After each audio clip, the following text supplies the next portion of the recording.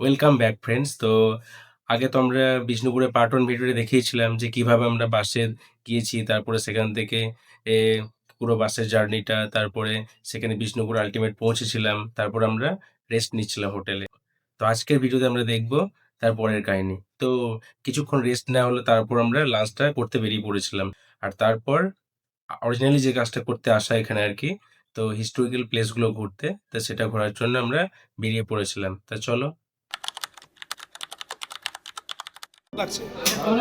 মনে হচ্ছে খাবারটা যা হ্যাঁ, সেই জল খাওয়া স্ট্রুম। এবার কেমন লাগছে বলো? খাবারটা কেমন হয়েছে?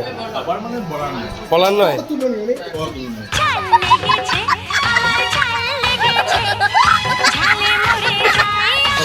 অতুলনীয় ব্রো। আবার ওকে জ্বলাচ্ছিস কেন? কিছু বলো ভাই। স্যান্ডোম্যান নামের থেকে অনেক ভালো। ও Shinchan, the great romance boy, please. কার এটা? খুব ভালো হয়েছে। কিছু আমার বক্তব্য খুব ভালো লাগছে। হ্যাঁ, দাও দাও দাও। আমরা তো রুমে এমনিতেই ফেটে গেছি, আমাদের কোনো চাপ। প্রথমেই আমরা এলাম বাঁকুড়া ডিস্ট্রিক্ট মিউজিয়ামে, যেখানে আমরা সন্ধান পেলাম নানান পুরাতাত্ত্বিক নিদর্শনের।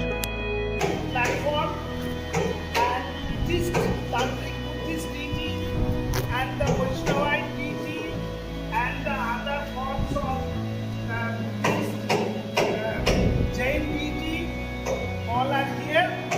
So please take a look.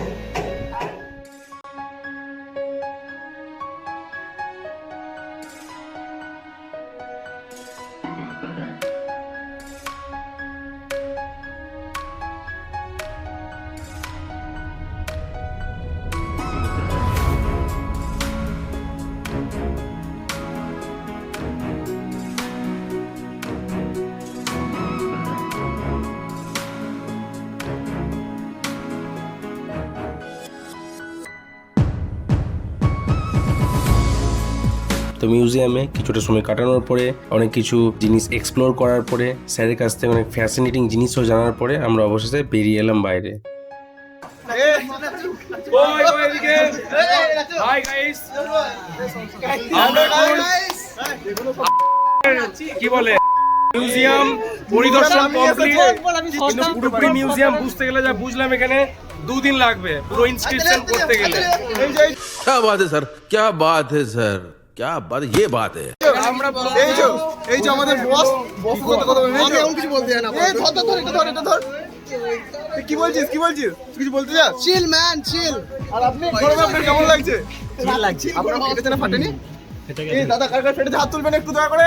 কার ফেটেছে? এই কার ফেটেছে? গরমে পুরো গরমে কার ফেটেছে? খাবার চলে গেলাম, অসম্ভব বাজে খাবার।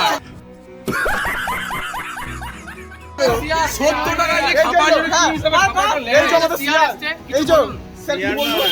প্লিজ হ্যাঁ এই তো প্লিজ আপনি বলুন বলুন স্যার। ও মানে দুঃখ প্রকাশ করছে, খাবার এমন এত খারাপ হয়েছে, দুঃখ প্রকাশ। এরপর কিছু গ্রুপ ফটো তুললাম, তারপর বেরিয়ে পড়লাম রুম আমরা ঘরের দিকে। চললাম, এখন কোথায় যাচ্ছি জানি না, ये सब क्या देखना पड़ रहा है। কিন্তু আমরা চলিতেছি। কোথায় যাচ্ছি আমরা bro? এই মুহূর্তে আমরা তুমি কি আয়না দেখছো? অভিজিৎ চল এই জায়গাটা আমি তো পাঠিয়েছিলাম। স্যার আমরা এখন কোথায় যাচ্ছি?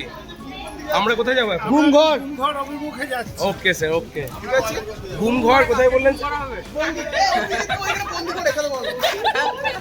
সপ্তদশ ষোড়শ সপ্তদশ শতকে ভূমি রাজস্ব ব্যবস্থা যে টালমাটাল পরিবর্তনের মধ্যে দিয়ে যাচ্ছিল, তখন এই দেশীয় রাজন্যবর্গ খাজনা অনাদায়ী থাকলে প্রজাদের তুলে এনে গুমঘরে ভরে দিত।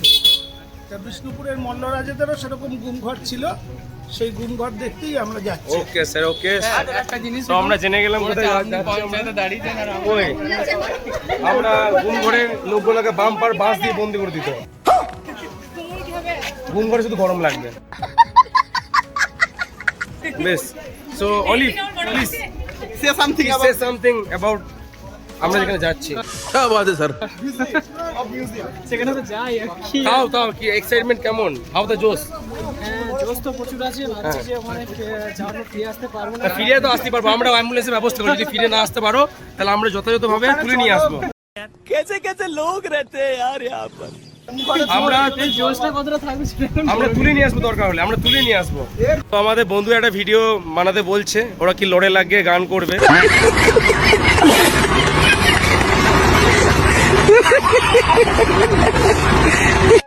So start.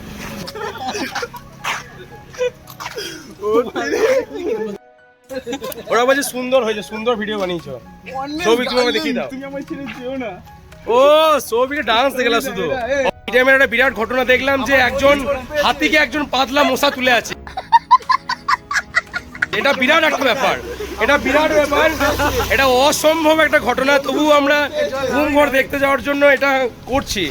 এবং এই হাতিটি যে মশার উপর চেপে আছে, মায়া দেওয়া হয় না হাতিটির, যে মশারা মারা যাবে কিছুক্ষণ পর। খুবই খারাপ, খুবই খারাপ। হাঁস বই বলে কি যা মন দেয়। ও কিন্তু ঘোড়া জানি আমি, কিন্তু ঘোড়ার খাবার খাইনি কিন্তু আজকে। আর সেকেন্ড কথা, আজকে যা খাবার হয়েছিল, খাবারের এনার্জি চলে যাবে। মেনু আজ রাতে বেলায়, আজ রাতে আমরা উপোস করবো, উপোস। ये बड़ी अच्छी बात कही आप। আমরা ফাস্টিং করবো আজকে। রাতে হচ্ছে পান্তা ভাত ঠোঁট নড়বে, তার ওপর নিচে ঠোঁট নড়বে, ভাই এবার স্টপ করো। নড়বে দাঁতের গোড়া, তারপর তো মেলা মেলা নড়বে দাঁতের গোড়া। এমন তোমাদের রান্না হবে অসাধারণ, অসাধারণ, নেক্সট লেভেল, নেক্সট লেভেল। তবা তবা তবা, হাবিবি আল হাবিবি। তারপর পরের লাইনটা ধর। আর বলো না। তো রাস্তার মধ্যে আমরা গুমঘর দর্শন করে নিলাম, দেখতেই পাচ্ছ। তারপর আমরা চলে এলাম শ্যামরাই মন্দিরের প্রাঙ্গণে। প্রচণ্ড গরমে সবার অবস্থায় টাইট, কিন্তু এখানে এসে একটা শান্তির আশ্বাস পাওয়া গেল। হঠাৎ করে আবহাওয়ার পরিবর্তন এবং মৃদুমন্দে ছন্দে বয়ে চলা হাওয়া আমাদের মনকে মুগ্ধ করে দিয়েছিল। আর সবাই নিজের মতো করে এই সুন্দর সময়টাকে উপভোগ করছিল।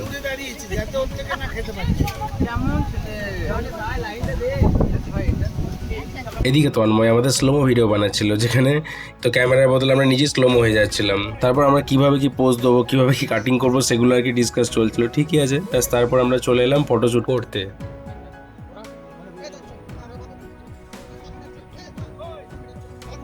দেখতেই পাচ্ছ আমার জাহের ছবিগুলো। তারপর রমণীগণের সাথে কিছু সেলফি নেওয়া হলো, এদিকে ছেলের সাথে একটা নিলাম। তারপরে জাহের group, I mean the boys গ্রুপের ছবিগুলো নেওয়া হলো, দেখতেই পাচ্ছ। আর এন্ডে একটা গ্রুপ ফটো। দেখতেই পাচ্ছ সন্ধ্যা হয়ে গিয়েছিল। ছেলেগুলো এখনো যাবে না, ছেলেগুলো স্লোমো করবে, তাই আমি একটু যোগদান করে দিলাম। তারপর পুরো গ্রুপটা জয়েন করে দিল। ঠিকই আছে, ব্যাস তারপরে সুস্থর করে সবাই মিলে হোটেলে চলে গেলাম। তো আজকের মতো এতটাই। বাকিটা মানে পরের দিনের ঘটনাটা, যে জাহের এনজয়গুলো করেছিলাম, সেগুলো আমরা নেক্সট ভিডিওতে দেখবো। পুরো ঘটনাটা সেখানে দেখে ফেলবো।